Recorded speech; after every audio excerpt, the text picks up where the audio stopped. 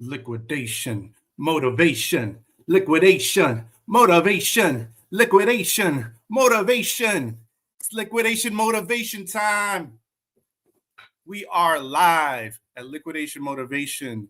Please visit our website, liquidationmotivation.com. If you want to get notified and get notifications on your phone for exclusive loads that Tom may have, please visit Liquidation. Let me put it on the banner. I keep forgetting about that. There it is, exclusive loads. So go to liquidationmotivation.com/exclusive loads to find out about any availability when it comes to load and inventory. All right, and if you want and need a website, I offer free websites for free. Please visit Estacam. Put that one up too. Estacam.com/free website. So you can get a free website for your business if you're in the liquidation business and if you have a bin store. All right. We are going to be introducing a lovely couple who is running their own business, and Tom will be having a conversation with them to find out how they're growing and how they're doing within their business. They're going to give us some advice. We're going to give them some advice. We're going to chat away about the business, about the liquidation business. We want to know how they work together as a couple. Let's find out if they're fighting or not. Let's find out if they are strong together. Let's find out. So we're going to introduce Tom right now. But I want you to understand, I want you to remember to leave your questions inside the comment section, please. I'm going to address them as we go or towards the end of the conversation with Tom and our guest. All right, here we go. And this is Tom Schultz hiding in the bottom. I'm hiding because I got to work early today and I had to unload a truck.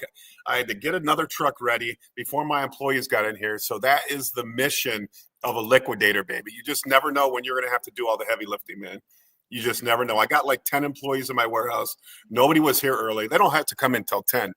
So the truck shows up at 9. I'm already here, and I'm like, oh, shit. I might as well just unload it. So it's been a hectic morning already, but I'm super excited to have Mike and Trish here. Mike and Trish here, you know.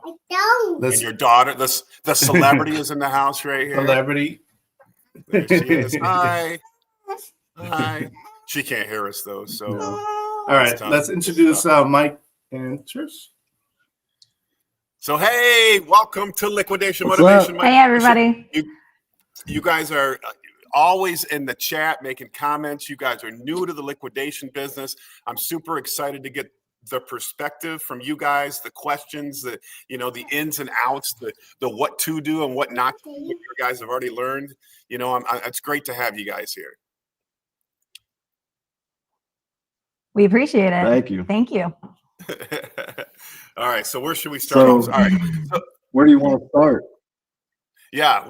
So tell me about. So we're in Spring Hill. Before liquidation. Yeah. Oh, I think we got. So we were plumbing. Yeah, there is. Yeah. We were plumbing. His dad owns a plumbing company. So he's been plumbing with his dad for whole life. Yep. Ever since he was 15. I was in the locksmith business before I did plumbing, and about 6 years ago, I left the locksmith business and I stayed home with our daughter, and then I needed a job again because I was sick staying home. So his dad hired me on as a half-time, part-time worker here and there, and didn't really do part-time. I did full-time. Yeah, I did full-time right away. She's a workhorse. Yep. So we did that for about 5 years almost. And then we started selling online, and we were selling on Amazon and eBay. And I've been selling on Facebook for years and years. And since 2012, since I opened my Facebook, and that's always been good. Everything that I post goes right away. I post everything super cheap. It's all excellent condition. But because of that, we started selling on eBay and Amazon. And Amazon was great for a little bit. But you work for Amazon. You don't work for yourself. You work for Amazon, and they take everything from you.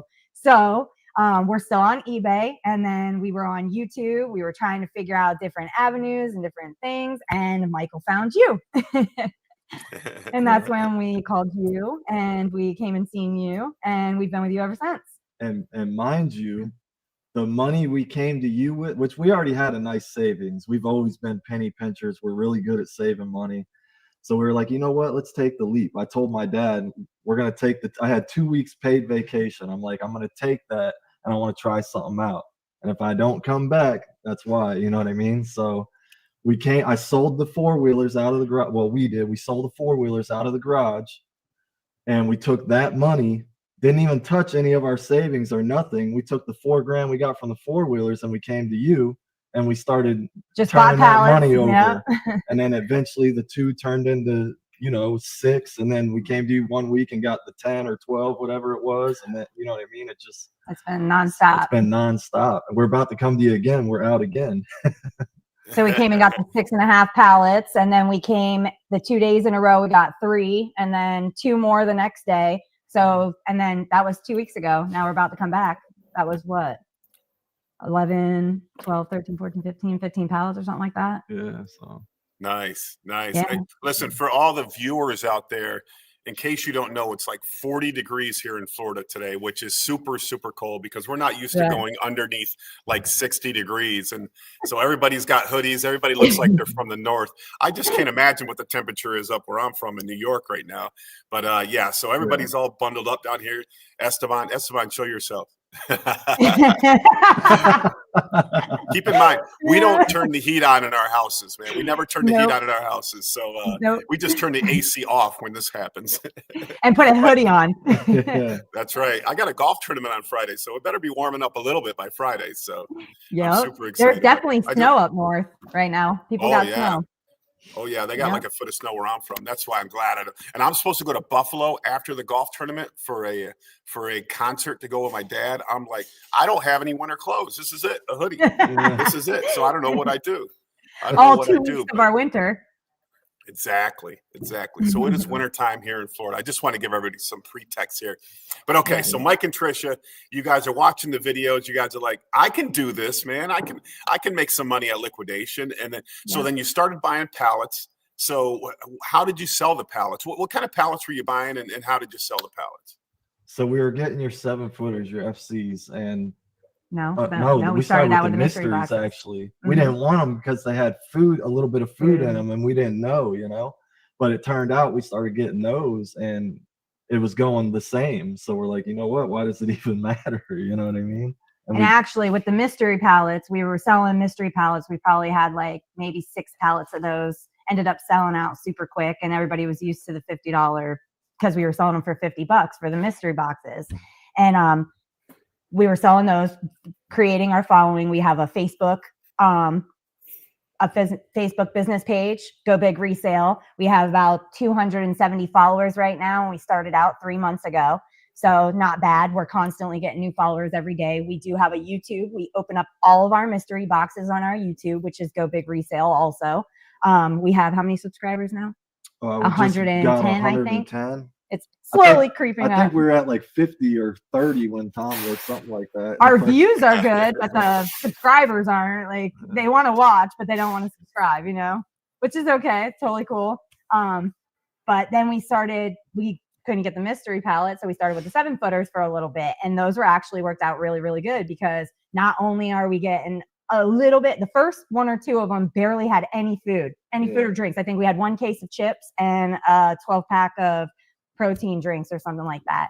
So we sold that, and it's been really good, but it gives us inventory to put on our eBay, the 7-footers, because not everything is in the boxes. But the thing with the 7-footers, the FCs, was the smaller boxes and the medium size, like your regular size mystery box, your average, $40-$50 box people sell for. So there's a small, a medium, and a large now is how we do it. So those little tiny boxes that are about the size of a shoebox in there, we sell those for $20 without opening them. and people love it. It's a good starter if they come, because we sell out of only our garage right now, and it's amazing. Literally, we have it set up where the boxes are set up in the middle, and then you come all the way around and do a big U in our garage. So we have tables set up. We have 2 bins for our bin store leftover stuff, and we do 25 cents a piece or fill a bag for $5. So that gets like the yard sale type people in and get them curious about the boxes. Yep. And then we have shoes set up for $5. We got clothes for $1.50 because we're just trying to blow it all out. Our main thing is boxes. Everybody loves the boxes. So they start out, we got $20 boxes, $30 boxes, 40, 50s, and 60s. 60s are the big boys.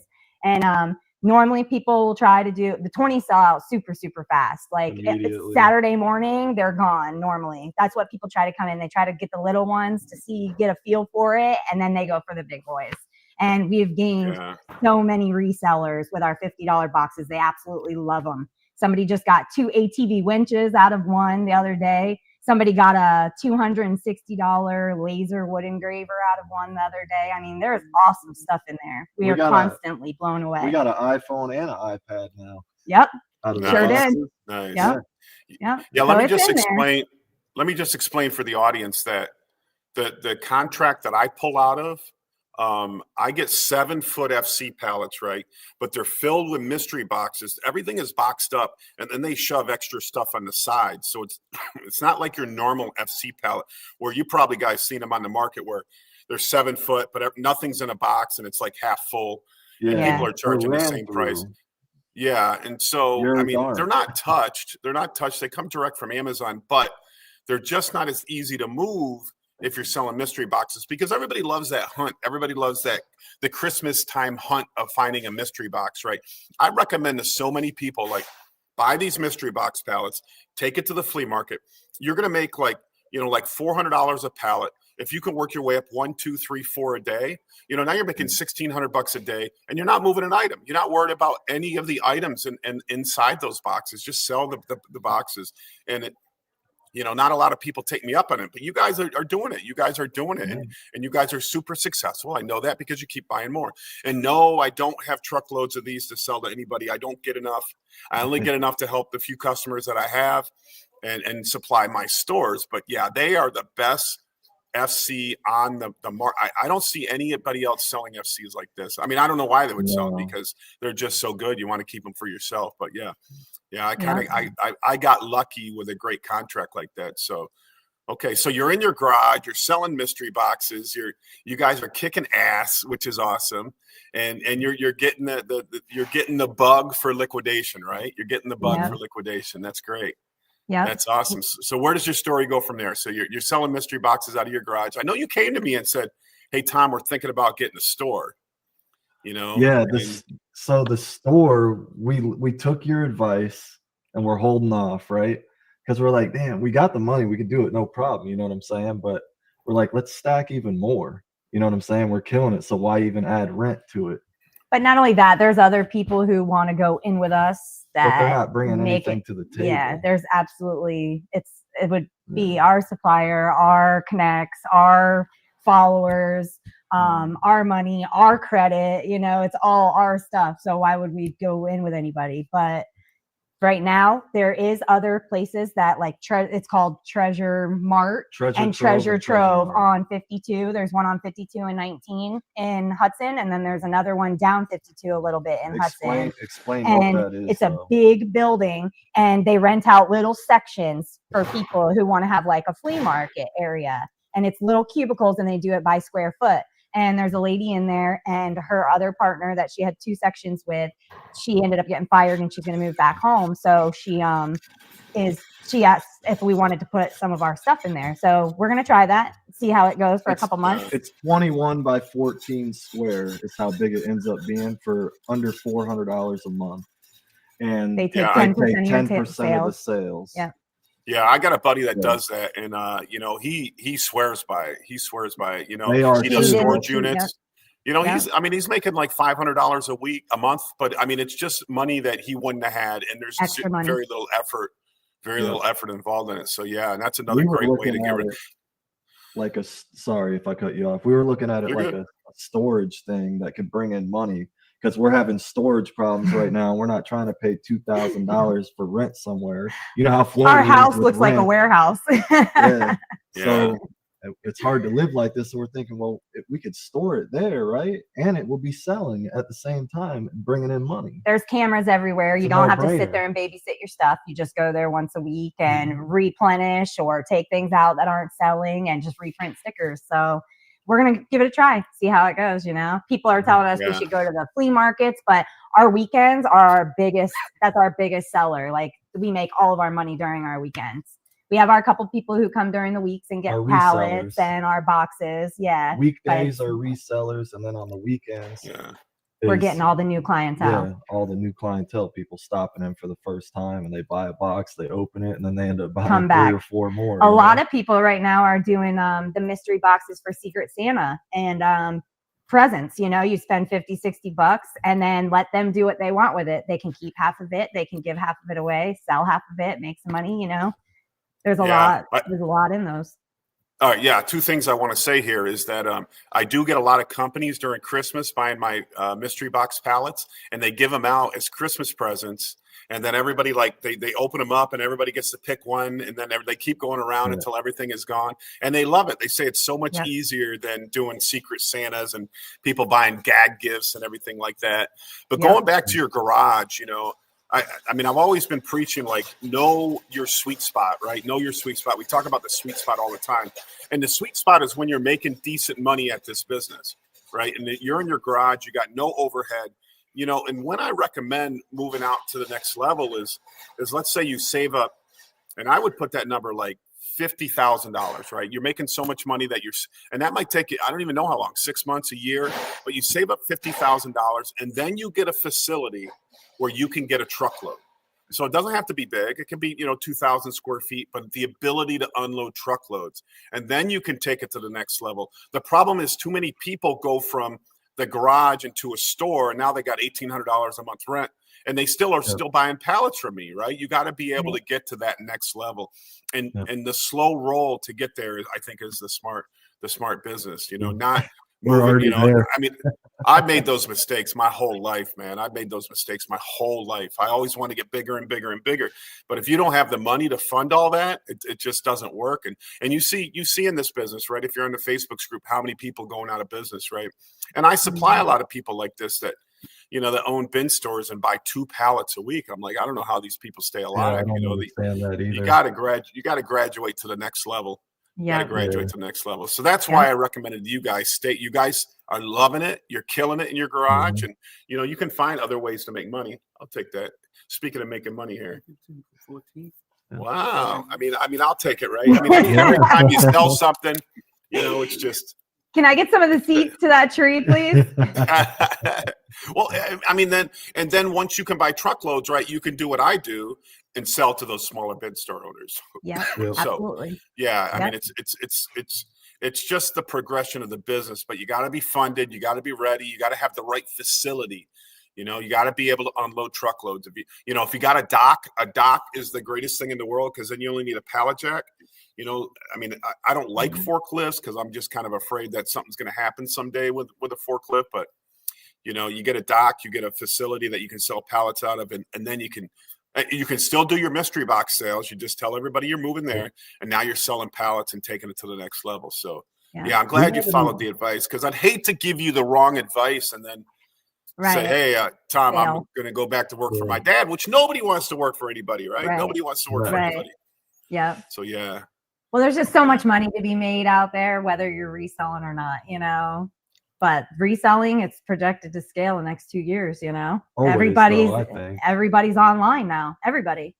Yeah. Only growing. Yeah, and I love your attitude, because even yesterday, these customers came in who are bin store owners. They're like, nobody's got money out there. Nobody's spending money. I'm like, bullshit. You got crappy product, man. You got to have good product. Deals too. You get good product, and you go in with an invigoration, with an attitude that you want people to win with you, that we both win together. Everybody's going to keep coming back. But these guys are just, nobody's got money out there. Bullshit. because somebody's got my money out there, right? That's great. Yeah, Somebody's got my money, and I'm always looking You gotta for it. go Right? get it. Yeah, we want everyone to win. You know how many times people have said, "Do you know how much this costs?" And you're selling it for this. Yeah, we do. You know, though it's too expensive. Life is horrible right now. Everybody's looking for the deal, so you got to give it to be able to get it. Exactly. There's so many people looking for that side hustle, and we can provide it for them. The liquidation business. When I grew up in the liquidation business, we had like a magazine. It was called the Closeout News. So to buy a truckload, you open up the magazine and you see a truckload in there. You make the phone call. They're like, "Hey, that sold a week ago. That publication came out, months ago." I'm like, "How the hell do I buy these truckloads?" Now it's like at your fingertips. It's right there. It's right there for everybody to get. For everybody to get. Another good saying I learned from you, Tom, is if the other person that's with you can win more than you, they'll always come back. And that's something that is something that has stuck with me. And I try to think of that every time I help them pick out a mystery box or whatever the case is. And they have always come back every time. Yeah. They get a mystery box with $1,000. You're like, that is awesome. That's a customer for life, right? Because it's like a casino. They'll keep coming back because they saw what it's like to win, and everybody loves to win in this world, man. Yeah. So, we had this lady open a box yesterday, and her face was priceless. The husband opened it, and she saw the first thing sitting on top, and it was a chate board. She lost it. I wish I had it on video. She was super excited just about the board being in the box. You know, for like breakfast, right? No, you cut it up. It's like for meat and cheese. Yeah, cheese and the meat. Charcuterie. Yes. She was so excited. It was a real nice big board in it. It was as big as the box. Nice. Very cool. All right. So now you're selling mystery boxes, and out of your garage, you have the local, what do they call those stores where you put stuff up for sale? They call them, I forget what they call them. It's called Treasure Mart here, but I don't know exactly what they're. It's like an inside flea market, right? Yeah, it's set up like a flea market, but like a fancier. You know what I'm saying? I don't know how to. Esteban, you know what they call them? I know there's a name for those kind of stores. Maybe somebody can put it over here in the comments for it. Yeah, right. But that's where you put your stuff. Look over to the comments. Yeah, somebody put it in the comments. I know it's a place where you leave your stuff. They take 10%, but they watch it. Not a bin store. They watch your stuff, and are you talking about consignment? It's not. They're not called consignment. It's not a consignment. It's similar to that. I'm sorry. Somebody's going to tell us. Somebody's going to tell us. Yeah. Some of the people in the chat are going to tell us. But yeah, those are a good way. And I know my buddy Paul, my camera guy Paul, goes to one, and he buys bins. He buys storage units out and puts all the better stuff inside a vendor's market. Yep. That's what it is. It's something like that. Yeah. It's close to that. Yeah. We have two of them 15, 20 minutes away. So. Yeah, so you're putting your stuff. You put stuff in two of them. You're making $500 a month each. There's an extra $1,000 that you wouldn't have got. Or maybe you're selling some of that stuff for $0.25 a piece in your garage. Go ahead. We were even going to put a couple mystery boxes in there, like 4 of them stacked on top of each other, and see how those sell in there. We like selling the boxes because there's less inventory, less mess, right? But you still double your money. Absolutely. There we go. George said it, a peddler's mall. Yep, a peddler's market. Yep. That's the word I was looking for right there. So yeah, I love going into those stores. I'm trying to build my museum, so I go in there looking for all these antique toys. How is and stuff that going? Like that. It's going great, man. I've picked up some great collections lately.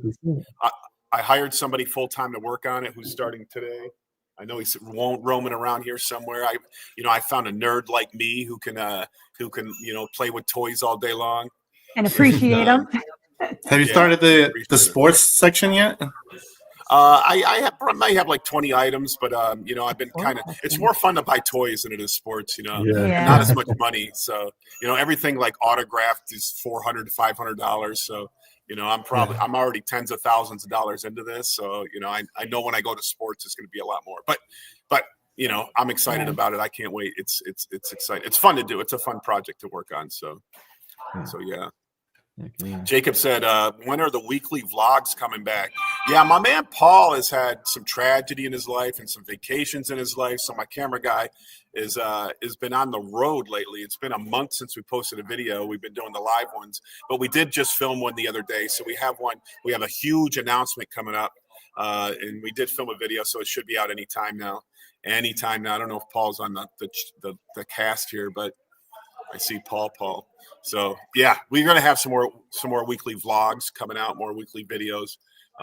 We need to, we want to do them alongside these videos. These are more the Q&A, teach people about the business and, how to get in the market and how to make money in liquidation. And, how somebody like Mike and Trish here, they go from zero to doing fantastic in only a matter of a few months, right? Only a matter of a few months with a great strategy, my life is so complex right now. We talk about like 13 sources of income from liquidation that we have. And, sometimes I just, when I'm winding down the end of my journey, I'm like, man, I need to just buy a house with like a big barn in it and just do a weekend sale or something like that. And just live a simple life, just live a simple, I don't know. I don't know if I really like simple, but, well, who it sounds knows? Who good, knows? and then you do it, and you're like, you get bored. Yeah. I mean, And you're a go-getter. You're nonstop. I am nonstop right now, and that's what's exciting about this business is that I know you guys. Somebody asked me the other day, like, what's your biggest, or what would you change from when you started? And I would have started my YouTube. And my answer was I would have started my YouTube channel earlier. And you guys started your YouTube channel right off the bat. And certainly that is where my influence peddling happens, is that on this channel, even these lives get 500, 600 views. Our videos get a couple thousand views. But, that's where I get everybody around the country asking me questions. And so I'm super happy that you guys started that journey. It's not an easy journey doing videos all the time. And, it's kind of a pain in the ass and the editing and all that stuff. And will I look good on video? And am I going to act too crazy? Will my Tourette's come out? What's going to happen, right? Who cares? But nobody gives a shit, right? Yeah. Nobody gives a shit. Nobody cares, man. They just want to get good content. No. Yeah. So anybody who plans on a long-term journey in liquidation, start doing YouTube, start building your influence. You younger people, do your Instagram, do your TikTok. Go ahead, Mike. TikTok. And stay honest. That is like key in my eyes. Like the main thing is honesty. That's what stuck us to you. The honesty. We're like I said on one of the comments one time. I'm scared to go anywhere else. Yeah, it's tough. tough. I really it's am. tough. I mean, from somebody else, it's tough. If you can't give more than you take, you shouldn't be in any business really, because every business relationship is about giving more than you take. And sure, that still means that you profit in it. You still profit in it, but you have to make sure that the person you're selling to wins. If they can't win, you can't. You're not going to keep going, man. If I sell something to somebody one time, I don't make any money. I might make $100, $150, but I need to sell something to somebody 100 times. Right. And then you start doing that math and it makes sense. And then you just keep upping and upping and upping your game, so that you're selling to 100 people 100 times. And, that's when you can, really be successful in this business. And man, it's, plus when you build your influence, not only do people reach out to you about buying loads, but they reach out to you about selling loads. And that's where the money is made on when you buy a load. It's not when you sell a load. If you can buy a load, even my bin stores all realize that we go into a week where we got to overpay for loads. We don't make any money. We go into a week where we got good deals on loads. We make a ton of money. We make a ton of money. It's when you buy the load. So having this influence really helps out whenever people reach out to you and say, hey, Tom, I'm an hour away from you and I have this load and it's 13 grand. And you're like, that load is normally 16 grand. I'm like, I'll buy that load. That's where it happens. I mean, one of my biggest deals ever was just going to the show. I talk about, you guys going to go to the shows this year? Yes, we've been talking about it. We've been talking about it. We want to go to all of them. Everybody gives me excuses about why they don't go to the show. Go to the shows, talk to people, and make your contacts. That's where you make your money, man. That's where you make your money. You got the wholesale marketplace. I'm not sure what the data's at. That's in. Oh, I was going to say, if Esteban could send it to us, or one of you text it to us. Yeah, I'm going to put it on the screen too. Oh yeah, definitely. Yeah, so we got. So that's we don't want to miss that. We're not definitely. Yeah, and then you go to ASD, which is twice a year. It gives you a good excuse to go to Vegas.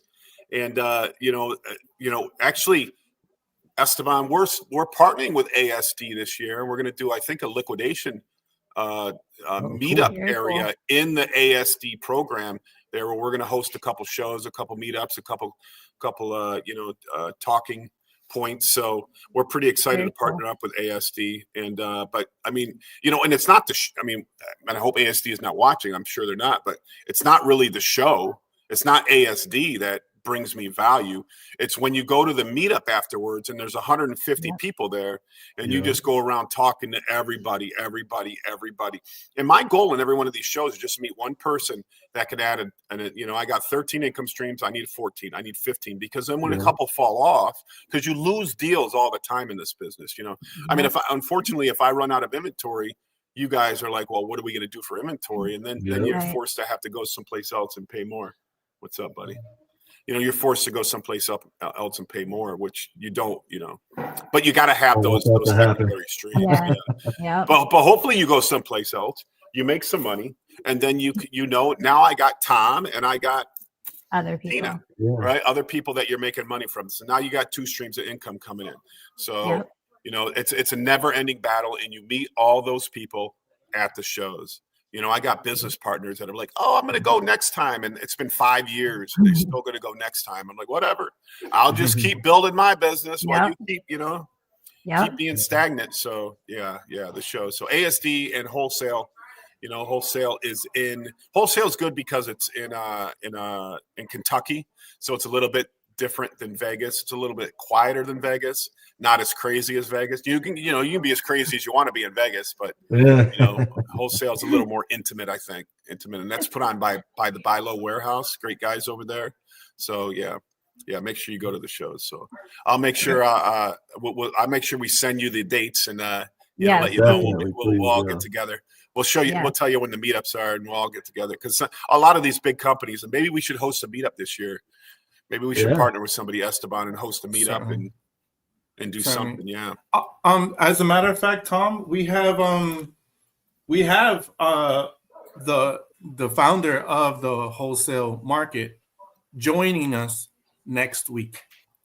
He's going to be next week at noon. So today we started early, but we're going to start late next week. We're going to start at noon. He will be there. He's going to be on our channel. He's going to talk about Buy Low, and he's also going to talk about the event. So everyone, there you go. So we got Big Mac. I got to get on Tom real quick. Did you call that guy yet? The biggest you know what? broker in Florida or something? You didn't call him. Tom, come on. What are you doing? I haven't called him yet. I know I need to call him. But I haven't yet. I got so much, and that's our big announcement coming out in our next video. But I haven't called him yet, and I need to because I need a lot more inventory. My buying group is just getting bigger and bigger, and it's all right here in Florida. So I just need as much. Anybody out there got any undervalued or underpriced inventory? Reach out to me. I'll buy it all, man. I'll buy everything. Yeah. I'll buy the whole facility out, because we just need more inventory, baby. We're super busy these next weeks. These next few weeks are going to be super busy. All right. So so make sure. Let me just say, Esteban. Yes, sir. Let me just say, make sure you watch my video for our big announcement coming up, man. It is super cool. It is super exciting. We are taking the next steps. We're getting out of our sweet spot and taking a chance on something, and we're going to announce it in our next video, our next weekly or semi-weekly vlog, whatever you want to call it there.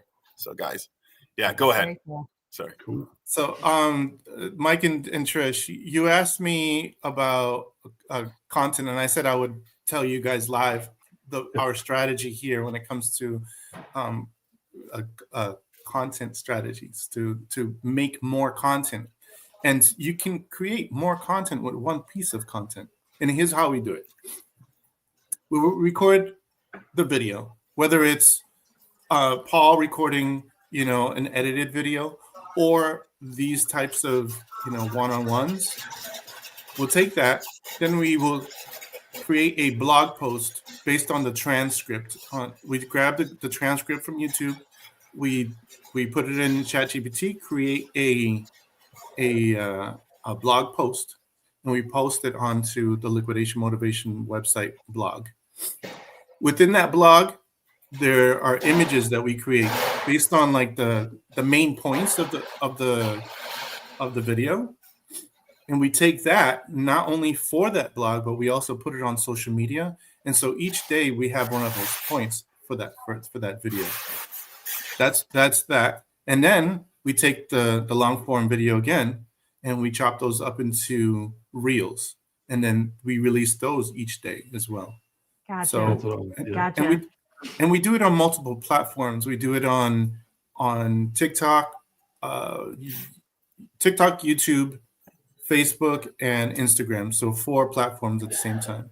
I created a website for you guys, and that website is created on top of a CRM or on top of a all-in-one marketing platform, and in it has that feature where you can just create one post and then pop it in, and it'll post on all 4 platforms at the same time. So with one piece of content, you could create technically a whole week's worth. I always recommend take one day a month, record 4 30 to 40-minute videos talking to your audience. Do what I said with all that. Schedule it out for the whole month, and just go to work and do your thing. We need to do more of that for sure, because a lot of it is just straight like box reveals and stuff like that. But I think we need to get more active every day with them and explain day. what's going on behind the scenes, stuff like that. Our to real kind of life. capture the audience more. Yeah, like you have to think about, when it comes to marketing, you have to think about who's your audience, what do they want to hear, why are they tuning in? You know, are they tuning in because they want to hear you promoting your personal life, or did they want to hear you talking about the items inside of mystery box? Do they want to know what to do with the items in the mystery box? Ideas for those things? You know, think about, like, go to ChatGPT, talk to ChatGPT, have a conversation, say, hey, this is what we do. What do you think my audience wants? And it'll, and then say, hey, ask me questions. It's gonna ask you questions. You give it back your answers, and you do it again. Just repeat, and so it starts giving you stupid questions, and then now you know that, okay, all this information I could use for my marketing. Now I could understand now what kind of content I can be creating for my audience. In the beginning, just post whatever you want, and you're gonna see which ones are yes, that's correct. And so that's one thing we've never used ChatGPT. Never. Well, I have. Oh, have you? Yeah, I have a little bit. What, with the CapCut? Because he's used CapCut too. CapCut, but no, ChatGPT and CapCut, 2 different things. Yeah, way different. We're new to this completely. We he didn't does even a lot of our start. editing. Like, YouTube started with the company. Like, when we started our LLC with this here, we didn't know anything about, like, this computer right here running this. This was confusing for me. I don't do adding the thermal printer so we can do our eBay orders. Like, it was bad. It was really bad. We didn't have a TikTok. We didn't have a YouTube. None of that. The thermal printer. I remember my eBay days, man. Oh man, I would be fighting with that thing at least once a week. We got that thing, throwing it across the room. Sure. Yeah. So yeah, but even if I could add in here, like we try to use the hell out of AI with just about everything that we do. You know, you can analyze your channel, you can upload a video in there and get an opinion on it. You can, you know, we found out our closest competitors, and our 2 closest competitors were ReSale Rabbit and your buddy Esteban. My buddy, the Rockstar Flipper. No, the guy in Vegas. Oh, that's Flippin' Ain't Easy. That's John. Flippin' Ain't Easy. Both of them have YouTube channels too, don't they? Yeah, they certainly do. We've seen Flippin' Ain't Easy. Yeah. So ReSale Rabbit's kind of a level above us. He's got like 100,000 followers, which is a lot in this business. You know, but because we're in a niche business, so don't get confused about your subscribers, because in such a small business, I always say we're not eBay, we're not Amazon, which have millions and millions of sellers. We're Liquidation, so we're kind of a close-knit market that it's just a much smaller market. So even, you know, we want to have more subs, but with 25,000 subs, you know, we're pretty happy that even if 10% of those are buyers, you know, that's a lot of business. You know, that's a lot of business. So so you keep thinking about that, because they say 10% of your subs are super fans, and you know they'll follow you no matter where you go or what you do, and pay for your content and doing everything like that. I mean, we've never tried to charge for content, but sorry, I just spilled my coffee here. But yeah. So AI, back to AI. I'm doing a lot of stuff with AI lately. Like for example, you know, like when I'm buying for my museum, like this weekend, you know, I could take a Facebook Marketplace picture, and like one of the things that's over here on my desk here, I bought a Ninja Turtle collection. I took the picture, fed it into AI. Even though there was like 60 Ninja Turtles in there, it analyzed each and every one of them and told me exactly what they're worth. And, you know, they said, you know, from the low end of the collection was like $2,400 and the high end was like $4,500. And the person was asking $350. So it was like a no-brainer. And it literally took 5 seconds to do it. It took 5 seconds to do it. So I'm saying to my son, like, just take every picture on Facebook Marketplace, scan it into AI, and let's go buy shit and resell it, man. You know, like my 14-year-old son, I'm like, you can make money doing this. Just I'll fund it. You go, you do the sales, and so, you know, there's so much you can do with AI, and you know, you really, I mean, if anybody thinks AI is going away, you might as well just shoot yourself in the head, because it's getting crazier and crazier out there. You know, it's getting crazier, and you need to use it. Keep up with it though. Smart. And back to your channel or sales methods, or if you're opening a new business and you want to write an employee manual, boom, 30 seconds, you got an employee manual. Now you still got to read through it and make edits the way that you want to make it, but you have the template there. I mean, back in the day, you used to have to Google it and then see if there was a paywall, and then, you know, try to get past the paywall or find something, you know, it'd take forever. Now it's just 30 seconds, not even 30 seconds, 10 seconds, and you have everything that you need at your fingertips. So anybody out there's not using AI, you're crazy. You're crazy, especially in this business. Take one picture of something you got, boom, you got the value of it immediately. That's how I came up with our business logo. Yeah, absolutely. That GPT, I typed it in and it pulled that up, and I was like, it works, you know? There you go. And what's great is that you could, no matter what, like you could change your logo at any time. For you to just go boom, boom, boom, logo, boom, done. Let's keep it moving. Smart, because a lot of business owners like to get hung up on the little finer details like a logo, and it's not analysis paralysis is what they call it. When we used to design our logos, we'd be like, oh, that little thing needs to go here, or that, you know, this is, now you put it on there, you just get such great logos, you get such great everything. You're just like, let's take that one and move on, right? And you just save hours and hours worth of work. So big help, big help AI. So everybody out there, everybody in the chat, everybody watching, the 500 people are going to watch this, get your ass on AI if you're not on it yet. I can't believe how many people don't know anything about it.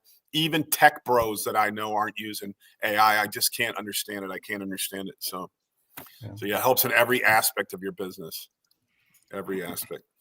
So Esteban, you were asking in the beginning, right when we were going live, you said something about let's find out if they fight or if they're getting along all the time.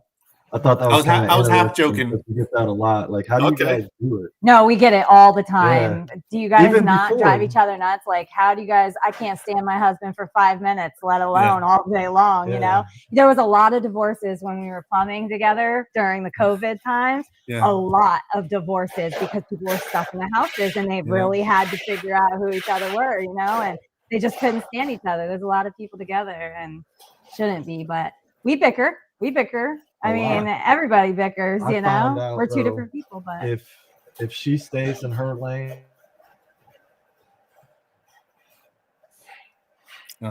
they froze a like bit. we each have set things that we do with, you know what I'm saying? And when we do that and we're both in our separate lanes, everything is perfect. But as soon as we cross over a little bit, it's like, why'd you do that? Why'd you do that? You know what I mean? And we don't ever like fight like nasty, but we bicker. And if you're not doing that as a couple, there's something wrong. You know what I'm saying? And that's what like marriage is all about, what you work through. So if you're not together, it's because you didn't work through it. You know what I'm saying? So 100%. It's easy to give up. I feel like any partnership is very tricky.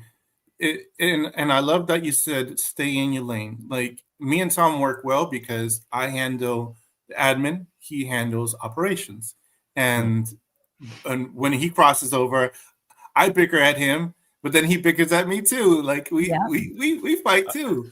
Yeah. But I won't deny I get mad at him about once a month. So yeah. I'm like, you got somebody else you can go work for? No, I don't really mean it, but I might say it every once in a while. Right. And he knows it. Yeah. And then, Well, I need him. hey, I need him. I need you. I'm sorry. I I need need you you. back. Can you take care of that for me? Yeah. I'm like, what's the password to my Google? I don't have any freaking idea. He said, what's the magic probably- word? And I probably asked him 100 times. Like, he's I like, find don't you out write when this my shit down? laundry starts No. piling up. I'm like, oh shit. What's that? So yeah, we have other people that that we know that's in this industry that are partners. Like I'll be here all day. our friends over at Two Local Dads out in I think they're in Indiana. Yeah, Indiana. They're two guys that just started as well, and they're business partners. And I always say to them too, like you're like if you can figure out which lane you guys are gonna go on, so this way you can go faster. That'd be best. Yep. Understand that there's Gotta going to be be honest times with when each other. one partner is going to do less and then another partner is going to do more, but then the other week is going to be the other way around. So you can't hold resentment in any of those weeks. There's a great book called Rocket Fuel. I can't remember the name of the author, but it talks about the operator and the administrator and how they excel if they stay in their lanes too. Yep. Got to come to an agreement, Well, be honest with each other about who's got what strengths are better for who. You know what I'm saying? If you That's can a be great honest point. with each other about that, then you know what I mean. Because some people are stubborn about it and they don't want to be like, no, I'm good at that too. When really, you know what I mean. So Yeah, that's a I'm great point. stubborn. So. All right, you want to take some questions here, Esteban? Yeah, we've got a couple of them. We have Willie Ramsey, who's his first time here, and he's got lots of questions for us. He found Whatnot a month ago. I shouldn't assume Willie is the male, right? I found Whatnot a month ago, looking to maybe start a business from it. What do you guys think? Mike and Trish, do you think you could start a business with Whatnot? And if you start a business with Whatnot, what do you need to start? How do you start with that? I know you guys haven't started yet, but what do you? Well, what I would do, we put a lot of thought into it though. Mm-hmm. Key to Whatnot is you definitely have to make sure your inventory is super cheap because it's going to sell super cheap. And you got to stay persistent. You're going to start out super slow. You got to have enthusiasm on the channel for sure. People got to enjoy watching you. That's another big thing. But I would say key to making money, to like grow it into making money, is kind of Tom could speak better on it than us. He's actually building it up and he's still pretty new at it, right? I mean, we're not on it yet, but we are going to because we can. We can go cheap enough. So let me tell you something that we're doing today, and that we were kind of hitting on it earlier. But so I'm like 6 months in. I have a full staff, full shipping. We're premier sellers. We got a 4.9 star rating, which is all good. We sold, I think, over 50,000 items. We got about 15,000 followers right now. And then a buddy of mine who I've known for a couple of years comes in and said he's been doing it for 7 months and he has 150,000 followers. I'm like, what am I doing wrong, right? What am I doing wrong? Why is this guy killing it when we're just, I mean, we're to the part of profitability, where when you first start, you lose a lot of money because, you're investing in products and it's not selling for that much, and a lot of people are getting into Whatnot lately. But you know what? I'm surprised. You ask 100 people who've heard of Whatnot, and probably only 2 out of the 100 have even heard of it. But, what I'm doing right now. Yesterday, the guys didn't know about Whatnot either. Yeah. Like, what is Crazy. that? I think it's a right? good thing though. That's even more of a reason to get in now while it's fresh, because it is something Yeah. that's growing. You need to get in And if now. you get in now, like that, we're not going to Yeah. surpass. We're No, probably we're going to get in. I mean, it's you have to get in now. yeah. I've lost 3 employees in the last 2 weeks because they decided to leave me, buy pallets from me, and start their own Whatnot channel. Which Yeah. you know, Good. I mean, I Yeah. don't want to lose employees, but I'm Right. like, let's go. You know, Yeah. I'll help you out on your journey. You know, I'll help you out on your journey.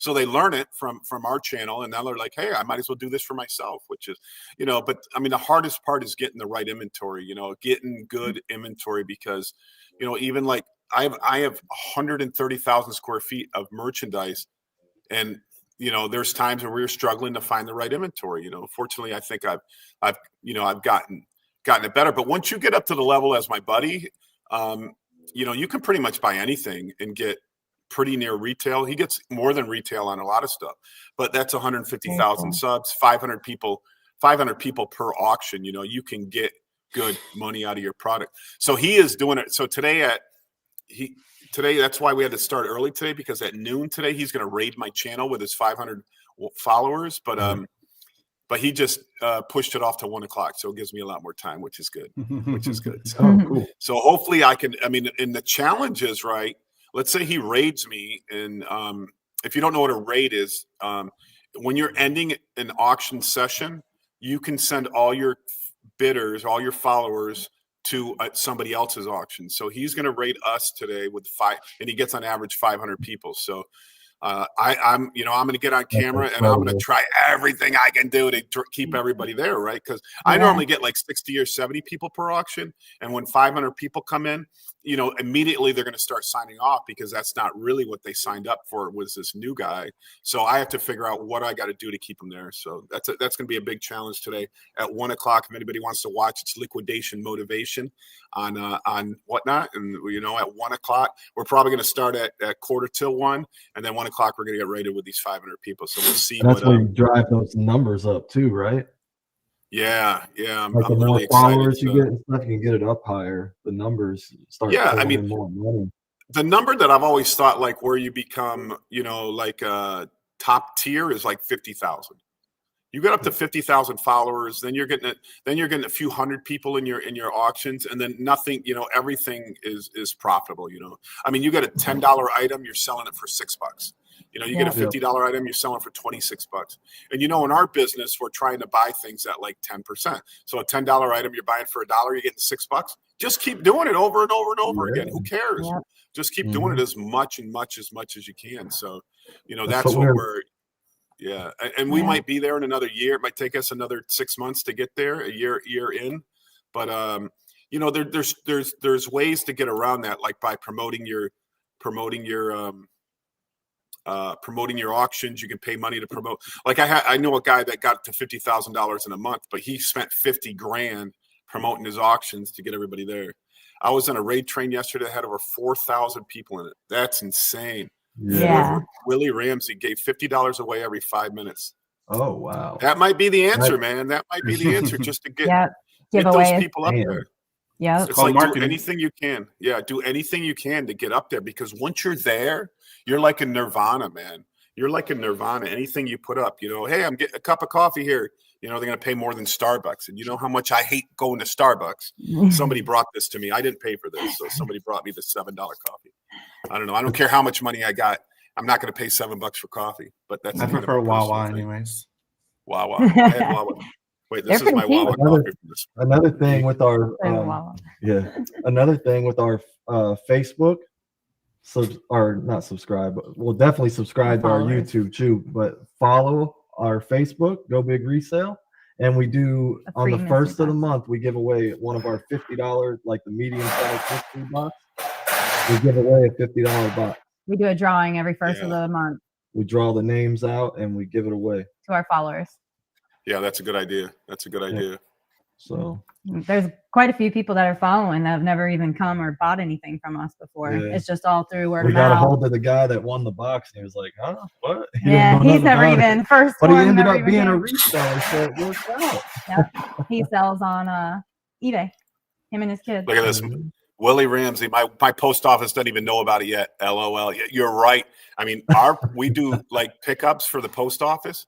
Sometimes they come in and don't pick anything up and leave and bring back a tractor trailer. Man, we sell so much stuff. They're just amazed how much they have to pick up from it because they bring the little trucks, right? And it won't fit and that's every day. That's every day. So you ride that train, I think right now we're paying like $250 an item for the items we're running, and we're getting like an average 10 to 11 bucks. So it's super profitable at my level. I'd say I'm at a medium level. I don't think I'm at a low or a high, but at a medium level. So when we can get up to that next level, it's just going to be insane. Yeah. And you can start the bids at like $2 too if you want to, right? Yeah, we do $1, but I understand that argument. I understand but I have bin stores, so I'm always thinking like if I started at $2 or $3 and it doesn't sell, just throw it in a bin store, right, and liquidate it that way. I'm gonna get $1 for it anyways. Why pay the fees of whatnot? On the lower priced items if I don't have to pay it in my bin store. I haven't changed it yet, but I do understand that argument. I don't know if anybody out there is an expert at this and been doing it a long time. I mean, but when you get 50,000 followers, you can start at a penny. It doesn't matter because it's going to go for $26. It doesn't matter because you got so many people. There was a lady in the comments, I believe it was a lady talking about her son, getting her son into it or something. Mm-hmm. That's what made me think of that. Yeah. I'm trying to teach my son to become a young entrepreneur selling small pocket items and pallet items and whatnot. Yeah. I mean, who doesn't listen? T5E. I don't know if you're a man or a woman, but the parents. The kids don't listen to the parents at all.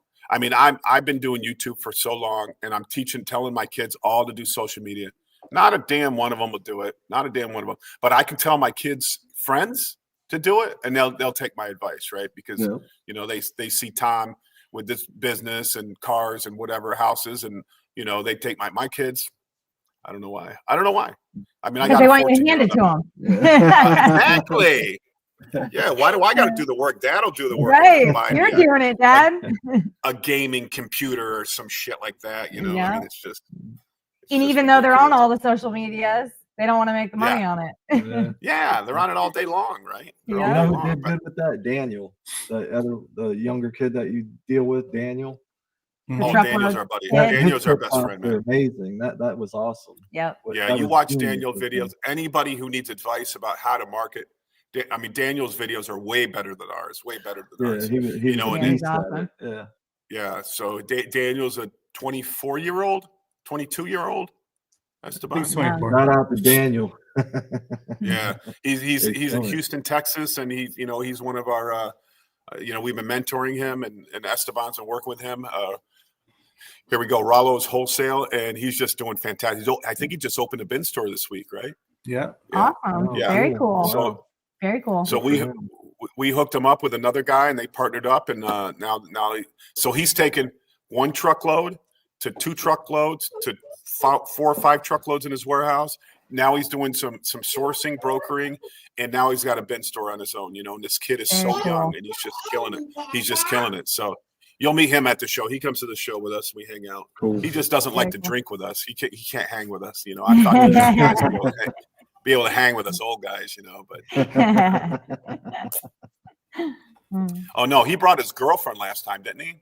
Yeah, and they went to a show. They went sightseeing, I'm like, whatever. He had to be good. Yeah, we're gonna go meet people and make money and drink. So yeah, yeah. Maybe I'm wrong. So where was the kid? The post on the kid? Yeah, I mean, if you can get your kid at that early of an age to get involved in this business, I mean, it's just going to be huge. Not only they're going to have more money than everybody in high school, they're going to have they're going to learn how to sell. They're going to learn how to assimilate themselves into social media.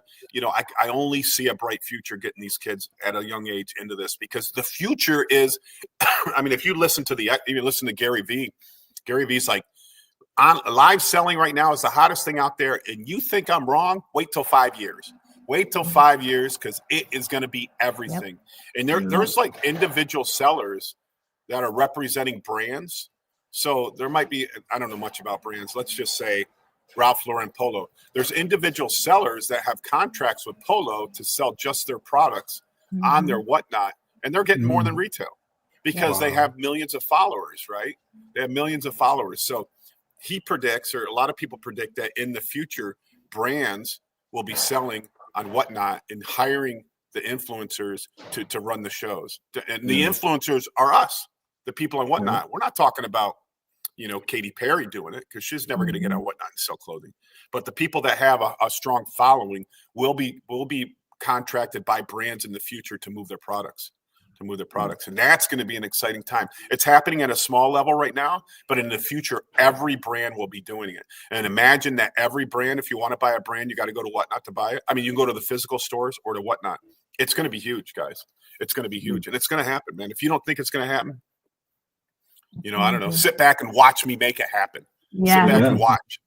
We have a 13-year-old. He has his mom. He got his mom addicted to this. He has his mom, his grandma, his dad, his mom's best friend. He comes and he's 13 years old and he sells online. He buys our boxes and pays with his own phone. Money. With his own phone. Yeah. Yep. Yeah. So, it's not, single crazy cat ladies, that are bidding on this stuff. It's not, it's not what the home shopping network used to be. I mean, my brother, very successful, businessman, and he's in the physical trades. He's a flooring guy, but he does great. I said, listen, I'm going to send you a link to a Whatnot channel. He's like, what's Whatnot? I said, but I'm warning you, don't open the link. Right. 30 minutes later, he says, you're a fucking asshole. I'm like, why? He says, I just spent $5,000, because he's addicted. He was addicted to buying Milwaukee tools on this site. He just kept, he had to delete the app. He was spending so much money, he deleted the app. He's like, well, that tool is $300 in the store. I can buy it for $110, on Whatnot, and get it shipped right to my door. He just kept swiping. So everybody will be buying. Everybody be buying. What? Yeah, everybody wants. They're tools. like, can you get tool pallets? Can you get tool? And we're like, Yep. And you have every category on here. So if you're a collector of Ninja Turtles, you can buy them. If you're a collector of anything, if you just want clothes, if you want Christmas, we did a Christmas auction Saturday, which I'm not sure if it's too early for Christmas, but we did 2,000 in sales on Christmas shit, and stuff that we saved up for 8 months because we knew Christmas was around the corner. No, on Whatnot. Oh, okay. That was 1 2-hour show. 2,000. I mean, imagine making $1,000 an hour on a Whatnot channel. That's awesome. That's incredible. You run your Whatnot 8 hours a day, is it? No, I mean so it's all different. We don't have a regular broadcast, but Monday, Wednesday, Friday we run from like 1 to 3. Oh, okay. Tuesday, Thursday we run from 12 to 5 or 6. But then we have night shows in the beginning, right? Yeah, I mean we run a lot, but I have a partner who's running the Whatnot for me, so he doesn't like to work a lot. So I hope Jeremy's not on here with me, but he doesn't like to work long hours. I'm here from 8 o'clock in the morning till 8 o'clock at night every day. He comes in from 12, and like I'm thinking about going to the gym at 3 o'clock. Wanders off. I'm like, how are you going to make any money? Yeah. He should be running the whole day. That he's here, he should be running the whole day. He's going to make more money, right? Because he gets paid off his sales. Tom's not lying. I deal with him. Tom is not lying. He'll text me at 8 o'clock at night asking me to send in invoices, to other people. He's making money. And I think I do more business sitting at a bar because, all day long I'm hustling in the warehouse, running around, talking to customers. And then finally, I don't stay at home during the week. Some people know this. I'm 5 days a week. I'm at my job and I stay the night here. And then I go home on the weekends. That's probably why me and my wife get along so well. Because but it's like once I can sit down at the bar, order me dinner, that's when I have time to like, hey, can you take care of this? Hey, what did you, where you want this shipped to? Hey, where so my shipping guy works 24/7. I can text him anytime. Esteban's always there. Everybody I'm dealing with is always there. So it's perfect that when I finally get to sit down at night, I get to do all the messages. And so that might go into 10 o'clock at night. I might not be physically at work, but your mind's still working, right? Your mind's still trying to make money because, it's this is what it's about. It's about making as much money as you can while you can, man, because, there's been times I couldn't make every time for us. Yeah, I'm trying, man. I'm trying, baby. All right. What do we got? What other questions we got? Have you ever partnered with someone to open up a bin store before? Yes. Several times. Yeah. Several times. I do that all the time. You know, and I have other people right now going, why don't you do it with me? Why don't you do it with me? And it's, you know, I mean, don't get me wrong. I love a lot of people and I appreciate a lot of people, but it takes a super special bond for me to say, yeah, you know, because I'm only looking to do mega bin stores right now and they cost like $250,000 to open. So it takes a super special bond with me to make me say, okay, I'm going to invest $250,000 and you and I are going to open a bin store, which if you watch my video, I have a super great surprise coming up, guys, a big announcement. But yeah, so every once in a while I meet the people that I want to do it with, and you know, then I will, but I only do one at a time. And I make sure, you know, fortunately for me, every business that I own right now is making money. But keep in mind, that's after we got rid of a couple businesses that weren't making money, right, Esteban? We got rid of a few businesses that, you know, that were it didn't align with us. Yeah, I mean, I made a video, you know, a couple years ago, like I'm going to open 10 businesses that profit $100,000 a year each, and I'm going to make $1 million. And now I changed my mind, and you know what? I'm allowed to change my mind. To change my mind. Everybody's allowed to change their mind, and not everything works. So when they like criticize politicians for changing their mind, I'm like, I change my mind every day. I don't know what you're talking about. So they call them flip flops. All right, I'm a flip flop. But so now I'm like, I'm good at liquidation. I'm going to just try to expand my reach in liquidation. And so we sold the bowling alley. We sold the Chinese restaurant. You know, Oh, you got rid of the bowling alley? Yeah. We sold it because it was like out of our sphere, you know, out of our vision. And you know, I mean, whether it made money or not, it was just like an added headache, you know, like another part-time job. And if I'm going to get another part-time job, I want it to be in liquidation. I don't want it to be in anything else, because that's what I focus on every day. So I can't be sitting here trying to sell you guys pallets or trying to move truckloads, and then I got to run to the bowling alley and fix a lane or put out a fire over there, or the cook doesn't show up right, man. And I got to go cooking. Yeah, bowling alleys suck. I mean, you got to be different audience. It's a different audience. You gotta reach a different set of people. You know, you gotta. Again, I always talk about marketing, and I always think about who are we reaching, and when it comes to liquidation for Tom, he's got a large market that we can talk to and we can grow that. Whereas if we decide to start a new business, now we have to set that aside and look at a different audience, and it's like, oh no, we got to start from scratch again. Then we got to start from scratch again, and we're going to start from scratch again for the 10 businesses that he had in mind. Which is, it can be done if you can appoint like a good general manager for each of them. Maybe that would work. But Tom chose not to, you know. Tom chose to just stick with liquidation and just grow that business, and I applaud him for that. Yeah, it's what he does best. It's his calling, definitely. Yeah, since day one. He's an animal. Yeah, it's almost like I'm working less now. I work less now by focusing. You know, I work less because this is what I do every day. You're not being pulled in all different directions, you know. 100%. Yeah. Somebody asked if there's any Willie. I'm in the sticks of Virginia.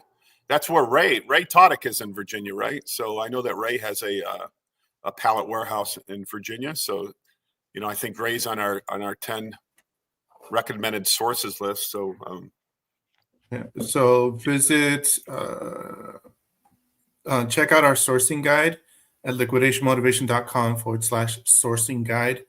It'll be on that list. We got to put Daniel on that list. He's on the list.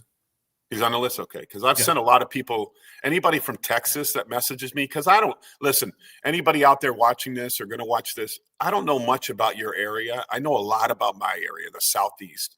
So somebody says, hey, I'm in Texas. I need loads. What can you get for me? And I'm like, I don't know nothing about Texas. So go see Daniel. I tell him to go. I send everybody to Daniel. Go see Daniel. Because the last thing I want to do is broker a load and make $500 off somebody by putting together a buyer or seller, and then it ends up being a shitty load. You know, I know the shitty loads in my area. I can name a lot of shitty loads in my area that I don't buy and I would never broker to somebody, but I don't know those shitty loads in Texas. So, I mean, I see a lot of the big sellers out there, but I don't want, so, you know, I get a lot of people from Washington, from the Chicago area, you know, and all I can do is recommend people that I trust in that area. Does that mean you're going to get a good load? No. But that's all I can do is recommend people that I trust in that area, and I send you their way, and hopefully you guys can build something together, you know. And I don't make nothing off it. I don't make nothing, but I'd rather have it that way than to get a bad deal, you know. My last Yitz, who's on here sometimes, I brokered a load to Yitz. I made my $500 on it. It came in shitty. Yitz is in New Jersey. Came in shitty, man. It was $12,000 load, and it should have been a $3,000 load. And, you know, I'm about to give this guy $12,000 of my money to make up for this because I messed up. I shouldn't have done it. The guy that we bought the load from sent him a second load, and it was the same thing. What it was is this was a load from an auction house that took all the value out of the pallets and sold off a shitty load. And the auction house, they can sell those loads, but sell them for $2,000 or $3,000. Don't sell them for $12,000. Don't take all the value out of it and then sell them for retail value. And so fortunately the source picked up both loads and refunded the $12,000 to Yitz. I was so happy. I was so happy. Yeah, so the seller was super honorable by backing their load, but then Yitz was really cool because he was super patient. But I thought I was out $12,000. So if you're gonna, you know, there's a lot of brokers out there, guys. Don't get involved in brokering if you're not ready to deal with that shit. And I just, you know, everything is too good for me to get involved with it. If, you know, I do get loads that I'm direct on that I will sell, that I bring in myself, that I know they're good. And so what happens is somebody comes to me and says, hey, I got 6 loads out of Indiana of, you know, maybe Target IRC. So I ship 2 or 3 loads to myself. I see how good those loads, and then maybe I'll sell off the other 3, you know. Yeah. So I will sell off loads that I get direct, but brokering, I'm not playing that game, guys. That's a tough game to be in, man. That's a tough game to be in. So everything we've ever bought from you always open first. Yeah. And I mean, will people get crappy pallets from me? Yeah, but that's the nature. I get crappy pallets. You know, I open up a pallet, I'm like, man, this is horrible. But, you know, and sometimes when you know, that's why when people buy, when people buy one pallet and it happens to be a crappy one and they're like so deflated, I'm like, you know, I don't know what to do. I mean, just leave it here. I remember my first medium I got from you, and I was like, I wanted to try. They're all trick boxes. And I'm like, man, this one's not that great. And then I texted you, and I'm thinking, why am I texting this guy? Everything I get from him is amazing, and then this one thing, why am I even going to bother him with it? It was the luck. It's just the way it is. You know what I mean? Yeah. Well, I think, and then one time you guys got mystery boxes, a pallet from me, and then it came from a facility that was heavy on clothes, and you guys were like, these clothes. Yeah. But I had people like calling me every day. Hey, do you got mystery boxes with clothing in it? So you brought them back and you got the other ones. That didn't, you know, that was fine. That was fine. I understand that game. Switch those out. That was awesome. Yeah, I had some guys that were chomping at the bit waiting for you to bring those back. So well, listen to this. After we brought the 2 back, what do we have? Because we got like 6.5 from you. Yeah, we got 6.5 pallets. We sold 4 and brought 2 back, and we had half of them. When we brought the 2 back, we had 3 different people that wanted just those specifically because they're on Whatnot selling clothing. Like, are you kidding me? That's just the way it goes. We want those, and we're like, now that we got rid of them. Yeah, Tom's got plenty of clothing that he can sell you at the warehouse. Yeah. Yeah, I don't know. I might have to blow out my clothing goes so slow. You know, Amazon clothing sells really well, but you know, I have like Old Navy and I have a whole bunch of Nike sweatshirts, right? Thousands of Nike sweatshirts. Wow. But they're like they have a date on them. They like say 2021. I'm like, nobody wants to buy those, even though they're Nike.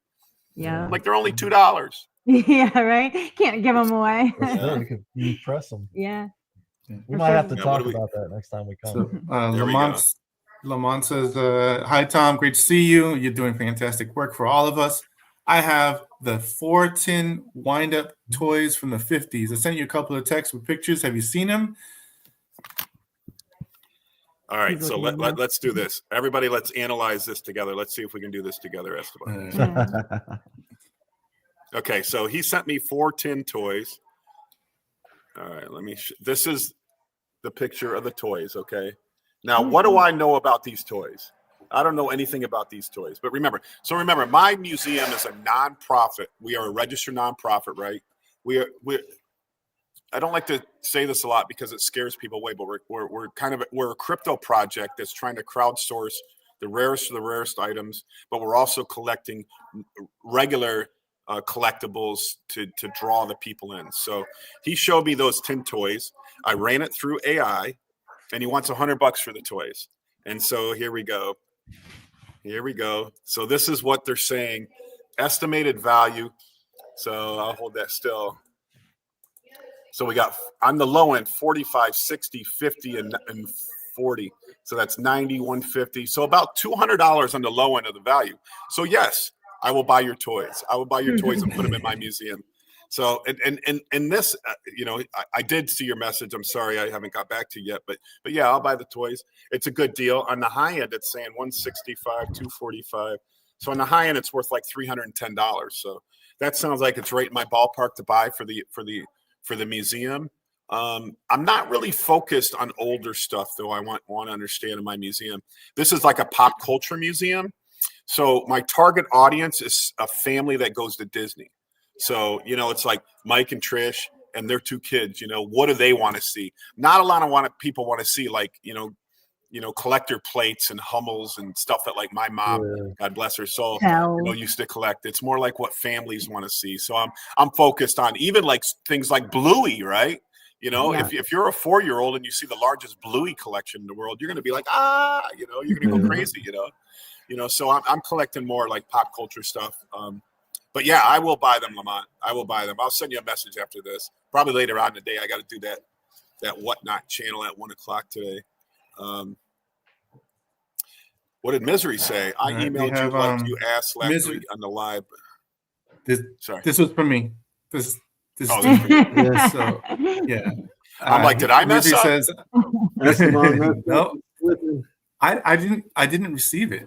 I didn't receive the email. So let me put up the email address again, just to make sure you got it.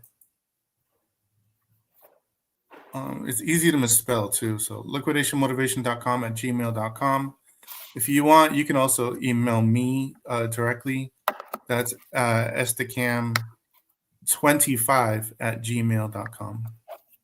There's 25 Estacams? estacam25@gmail.com. All right. What about Foster World? All right. We have a few Whatnot shows. Would love a good pallet connection to buy from.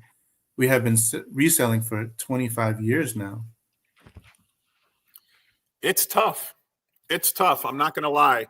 Like when we started, we ran like mostly FC because that's what we mostly get. And so we would process FC pallets, whatever is not good for Whatnot, we put in our bin store. But we have that avenue to get rid of this stuff. But I talk about I'm getting recycle loads right now, and those are the gold. And I've had a lot of people reach out to me and say, hey, how do I get my own recycle loads? And I get some criticism from people like, you tell us what to do, but you don't tell us how to do it, you tell us about great loads, but you don't tell us where to buy it. It's because I buy it all. I mean, I don't know what you want me to do. I have to make a living. I have to support a warehouse. I have to pay tens of thousands of dollars a month for this warehouse. I have employees, probably 25 employees here. I have to bring those loads in to make money off them so I can support what we're doing.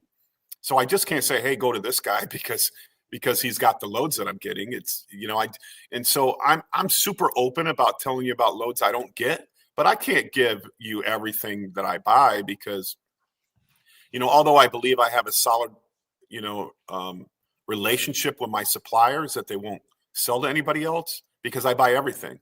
And, but why would I risk that? Why would you risk that? If you had a pot of gold in your backyard, would you go tell all your neighbors about it? Yeah, right. No, you wouldn't. You wouldn't because you know damn well once you shut your lights off and go to bed, they're going to be running over to that pot of gold and trying to take some of it out of it. And it's just nature, right? It's just nature, So I'm sorry. What was the original question? What's the best pallets to get? So listen, find yourself some recycle loads, man. I'm getting clean Amazon shelf pulls, recycle loads. Knock on every recycler's door that you can find and see what they're selling. You know what, though? They're not going to let you in because they don't know you. Go back. They're still not going to let you in. The third time, show them $10,000. Show them that you can buy loads. I don't know, but you got to get your ass in the doorway because they don't, they've already set up their business. They don't need another buyer. They probably have routes to sell everything. But eventually, maybe you can buy 1 pallet off them, 2 pallets. 10. I mean, I'm buying off my recycler 100 pallets a week. A week. Do you have the capacity to do that? No, a lot of people don't. But I have to do that in order to make sure that my seller doesn't go anywhere else. If he sells 1 load to somebody else, I'm out because that means now he has to alternate loads. He has to alternate loads between me and the other person. And that means my inventory got cut in half, and I can't have that happen, guys. I can't have that happen. So you got to go find your own recyclers. Recyclers get great loads. I've been saying this for years, man. Recyclers get great loads, and a lot of them get them for free. So, when I say it's like a never-ending hunt for undervalued loads, there's one place, guys. There's one place. Recyclers. What FOB is that coming from? That's interesting. It's coming out of Florida. Let me just say that. It's coming out of Florida. It's a great load. I mean, listen, I look at the Facebook pages every day, and my 7-footers are the only ones that look like they're boxed up like that. I don't see anybody else. I mean, you see mystery boxes in 7-foot pallets, but like they only have 20 boxes or something like that. Mine are stacked to the top and things shoved down in the side. So it's really good. And I get them at a good price, but I buy everything they got. Last week, they shipped us 5 loads. They shipped us 5 loads. Can you guys buy 5 loads? No, then this guy's not going to talk to you. There's a truck that was back then. I guess he's here to go to Miami. Do you know what's getting put in there? Yeah, I have to look it up. I think it's 6FC, but I have to look it up. Yeah. So, is it hard to find truckloads at particular? Yeah. The hardest time, it's been delayed till 1 o'clock. So we got time now, yeah. Do you want me to delay the show? Yeah, delayed till 12:30, 12:45, something like that. Yeah, when the roughest time is? I think like February, somewhere in January, February, like right after Christmas. Remember, Amazon is prepping up for Christmas. They do their most sales before Christmas. So then they have, December is horrible to buy truckloads. Then come January, February, guess what you're getting? Christmas. So these FCs will come in. Mike and Trish, you guys haven't seen this yet, but you'll get an FC at half Christmas. But I mean, that's just the way they come in. So you just gotta kind of have to deal with it for next year. Yeah, that's what I think I had like 80 pallets of Christmas saved up in my warehouse, and I just broke them out. And when they said they did $2,000 on whatnot in one show, I'm like, gold mine, gold mine. It's worth I mean, it. if you go to, let me give you a little secret for everybody. Go to bstock.com. Go to Costco, buy their Christmas pallets in early January, right? Early January, I was buying Christmas pallets for like 5% of retail. So a $10,000 truckload, I'm buying for $500. I am putting them on my shelves, saving them to next year. Now, it seems like late January, everybody catches on like, oh, shit, I should be buying these cheap truckloads. And then they go up to 10 and 15% of retail. But at the beginning, nobody wants to buy them, and they're cheap. bstock.com, Costco. Find the closest distribution center because remember, Bstock charges a lot for shipping. So I buy out of the West Palm Beach and the Ocala facility. So don't. I guess Ocala is close to you guys, so I can't tell you don't buy from Ocala. But I mean, you buy from the Florida. I buy from the Florida facilities and bring them in, and then I just save them. And I ran the stuff through some of the stuff through my auction the other day. A lot of the stuff I'm getting 30, 40, 50% of retail, but some stuff I got 100% of retail on. Oh, wow. I had some Disney stuff on these pallets. I got full retail out of them. So you're paying 5% and getting full retail on it. That's a guaranteed moneymaker there. Yeah, so I'm pretty excited. I'm just starting to break it all out right now. I think I have 30, 50 days. Well, probably not 50, 40 days to get rid of as much Christmas as I can. So I'm on a mission. We did it through Halloween. We had about 40 Halloween pallets, and we're down to like 3. We sold so many. So yeah, I love seasonal. But I have the room. Yep. Yeah. We have some. We had little pieces in the bin store leftover stuff. So we ended up making 2 little boxes of Halloween stuff, and one of our people who are in that indoor flea market thing bought all of his stuff, our stuff, so he could stick it in their store. Yeah, but if you're looking for Christmas now, you missed the boat. I mean, it was half price 3-4 months ago. Now you got to pay double the price. So, I mean, that's just the way the world works. People who have the ability to store stuff, you know, can capitalize off the seasonality of products. And so every region, no matter where you're at, there's a seasonality to it, right?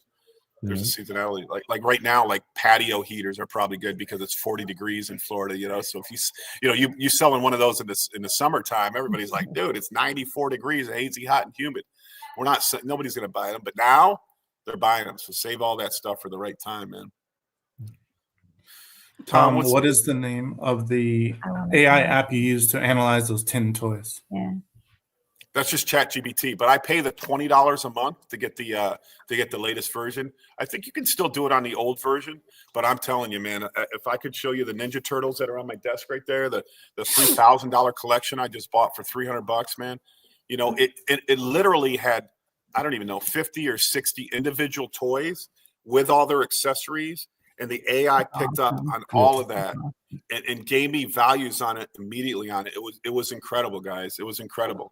And to tell me in 5 seconds what that whole collection is worth, I'm just addicted to it. That's all I'm doing is screenshotting, feeding it in, finding undervalued stuff on Marketplace, and then buying it up, you know, especially for the museum, you know. But if I find a good deal on something that I can flip, you kidding me? I'm going to buy that stuff in a second. Yeah. I'm going to buy that stuff for a second, bring it home to my garage, put it on Marketplace. If I can make $300 or $400, what the problem is, I'm out of town all week. So these people come to my house and they buy something. My wife takes care of them and gets the money. And then she doesn't give me the damn money. So I don't know if it's profitable or not for me. So she's like, oh, this is for me, isn't it? I said, I guess so, honey. She worked for it. Exactly. You ever need help ChatGPT. throwing anything? There you go. There you go. Yeah, if you're not on ChatGPT, you're not. I mean, this is the future. Peter says ChatGPT is a huge help. 100%, man. 100%. You got to use these resources. What's the Opus clips? That was another, AI resource. Go ahead. So Opus clips, Mike and Trish, I suggested that you take the long form video and you chop them up into small reels. Opus Clips is one of those software, an AI software that you just upload the YouTube link, and then it'll just do it for you. It'll give you a list of like different cool key points of your show, and then it'll give you like, hey, do you want to use this one? You can use multiple reels for your channel. What I don't use Opus Clips. Right? I use a software called Kuso. They're both the same thing. I'll put it up on here. It's called QUSO, and I recommend using these software to repurpose the content you have. Yeah, and just put it out there. Just put it out there. The more engagement you get, the better off you're going to be, guys. And it doesn't. Remember, bad engagement is just as good as good engagement, because as long as they're talking about you, I'd rather have them be talking a lot of shit about you, and then everybody, you know, what happens is your defenders come in and defend you, but then everybody's talking about you, and that's all you care about. Like, no, they're great people, Mike and Trish. They're great people. We love buying from them. You know, like bullshit. I bought a mystery box pallet, for $50 and it sucked. Yeah, but I bought one and found $5,000. You know, people will defend you, guys. They will defend you, and you want that. All you want is the discourse. As long as they stay top of mind, man. You just want everybody to stay top of mind. I don't. You know what the problem? You know what? I don't care. The greatest asset that you can have in this world is not give a shit what anybody says. Not really give a shit. You could say everything bad about me to my face. I don't care, man. I don't care. I'm like, I'm sorry you're unhappy, man. And I'm going to just move on. I'm going to move on. The minute you start getting angry and upset about things man, you just got to, you know, the greatest asset you can have is not give a shit about what people think. and not care and just move on. I'm at too much peace in my mind. And if you can get peace in your mind, like if you're that person that gets angry in traffic, you got a little ways to go.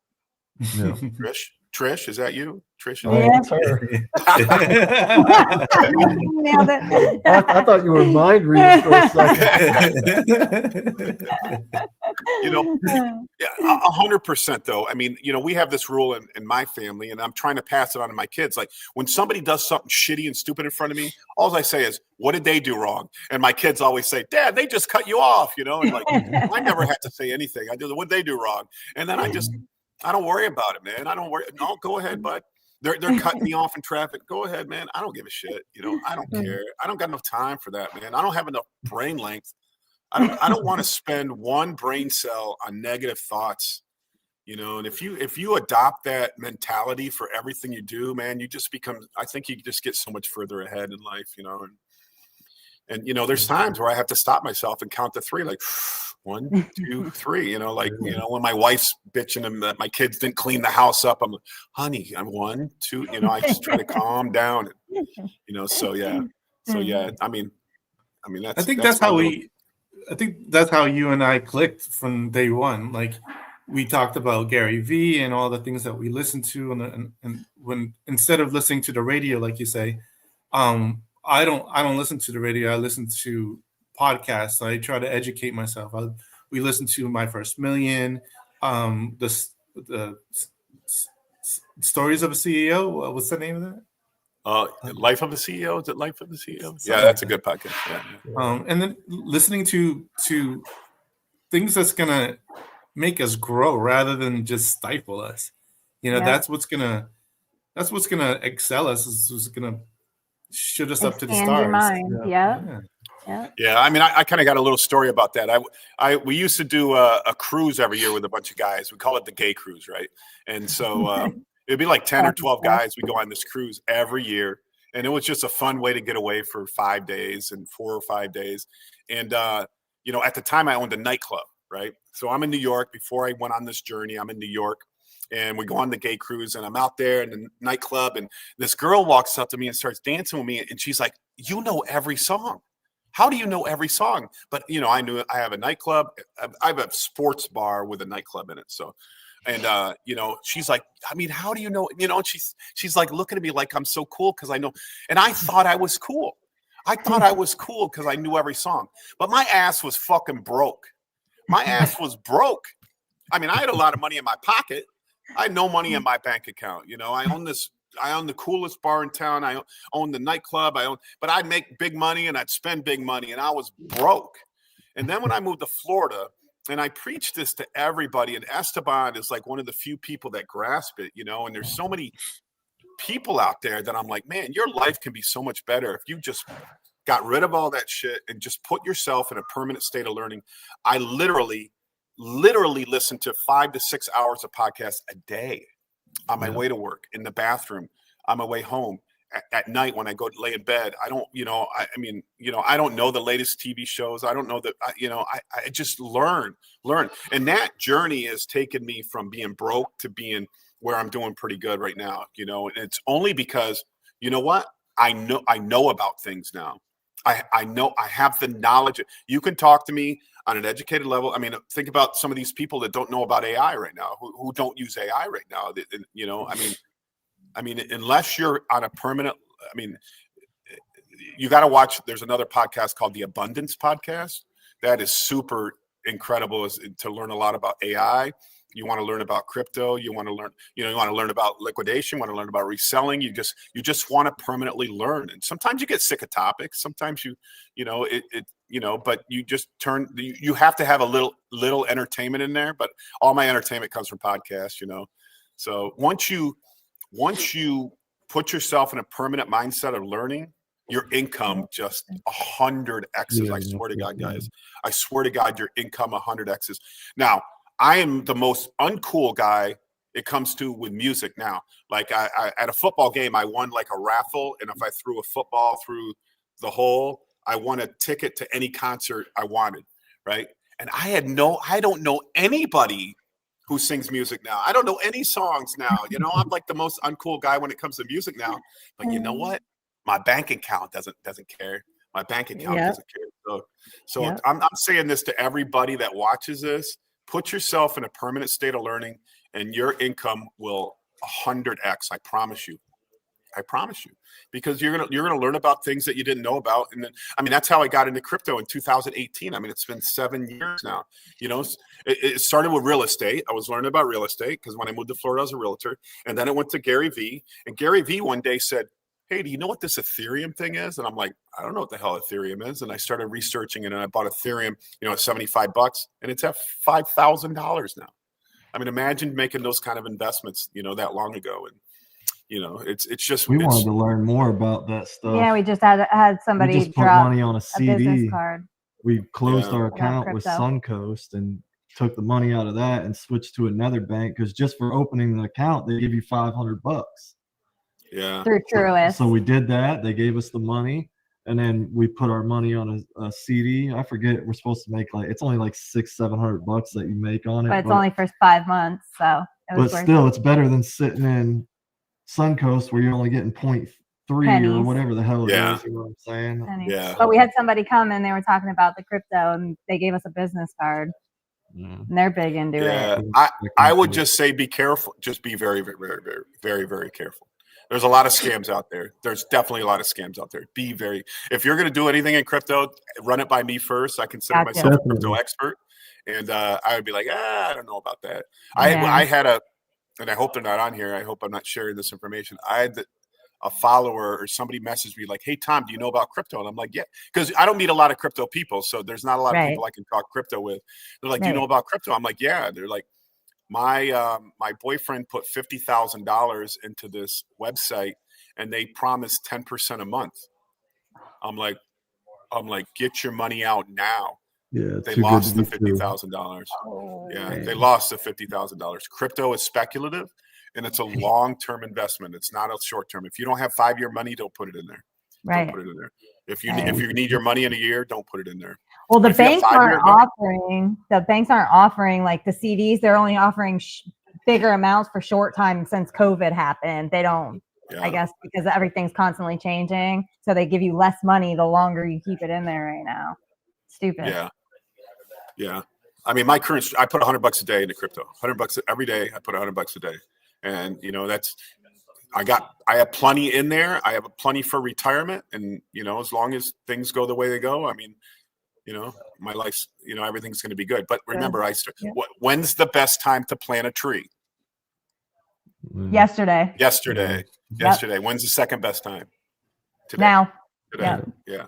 Now, exactly. So, you want to, I want everybody on this channel to know that saying. When's the best time to plant a tree? Yesterday. When's the second best time? Today. So if you haven't started, whatnot? When's the best time to plant a tree? Yesterday. Whatnot? Yeah. So if you didn't do it yesterday, when should you start? Yeah. So stop, Mike and Trish. Stop delaying your whatnot journey, man. Yep. Start it, baby. Start it, because everybody procrastinates so long on doing these things. That you just got to get into the journey. The journey is not easy. It's tough. You lose money. You have you have problems. You have inventory problems. But once you get to like the level of my buddy who's rating me today, then you're just printing money, man. He's just printing money. It's just easy, and he's so early, man. Imagine if he's got 150,000 followers now. What's he gonna have in 5 years? Yeah. Right? A million. Yep. A million. Imagine having probably a million. Not even. Probably 2 years. Probably 2 years. Yeah. Yeah. So I'm so impressed with what he literally started 7 months ago. So I am, I'm on that journey too. I'm just not doing as well as he is. I hope so. We'll do better, but we'll see. So start now. Everybody start now. Start with AI now. Start with whatnot now. Start with selling on eBay now. Start with everything. Create your lines of income for everything that you do. And if you're in the liquidation business, you should have several lines of income, because they can come crumbling down anytime. I got kicked off. I don't sell on eBay or on Amazon because I got kicked off both. I got kicked off both for selling products I bought from Amazon on Amazon and eBay, and they were counterfeit. I mean, like, Amazon kicked me off Amazon for buying stuff from Amazon and selling it on Amazon, and then the items became counterfeit. So I don't know. I mean, I don't even know if they really were counterfeit. I just know I got kicked off from being counterfeit.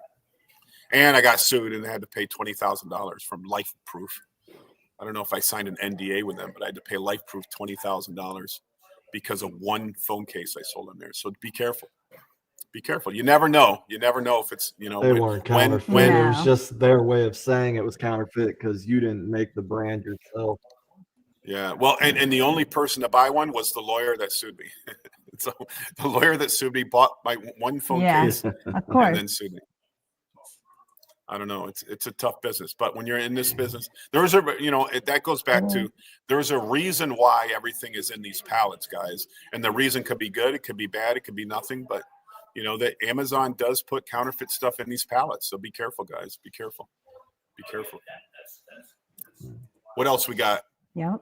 Esteban, we got any more questions? We have no more questions that came in. Yeah. So where do you guys see yourself going from here, Mike and Trish? Where are you going from here? Pallets, right? We want to do pallets. We want to be strictly pallets. We got a good amount of money saved up. We can do, you know. You can do anything. It's just a matter of, I guess, expanding the right way, you know, which way to take, where to go. What do you feel like your options are? Advertising pallets more and focus more on pallets. Still do the mystery box thing, but focus more on getting them pallets so that way we're not dealing with those smaller stuff. We were going to get a pod, and supposedly you can't have a pod in Hernando. So do you feel like you're going to sell to other resellers? Is it freezing up for you guys too? Yeah, I see that. Yeah, a little bit. Yeah, but we can hear you though. We can hear you though. So where do you plan to sell those pallets that you want to buy? We turn it up a little bit. Yep. We were going to get the pod. Yeah, there's a little lag. But we're not allowed to have pods in Hernando. So we're not in agriculture zone. Yeah, there's a lot of ag.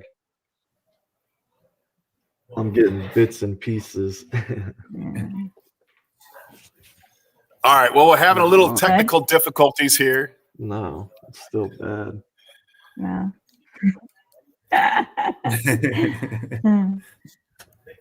There's more bin stores that just opened on Ridge Road. Did you know that? Is that near you? Yeah. I guess we can end it here, Tom. Yeah Tom knows where it's at, but it's like US 19 and Ridge Road. Yeah. You know where that is, we're getting Tom? I do, but we're getting a super lag here. So there's a new store on like Ridge and Regency area. It's a little tiny little hole in a wall in a plaza on the end. You know who I'm about? Yeah. We're just getting a lag. That's all. I don't know if you're back. Are you live now? Can we hear you now? Lag. Yeah. Okay. All right. So guys, thanks for watching this episode of Liquidation Motivation. We're getting a little bit of a lag there. I'm sure they're going to hear this in a couple of seconds, but go visit GoBig ReSale on YouTube, Facebook, all the different channels, guys. Thanks for watching. We do have a video coming out in a few days, guys. We got a great big announcement of some of the big things that's happening with the Liquidation Motivation community, guys. Thanks for watching. Thanks for subscribing. Everybody go out there and make some money, baby.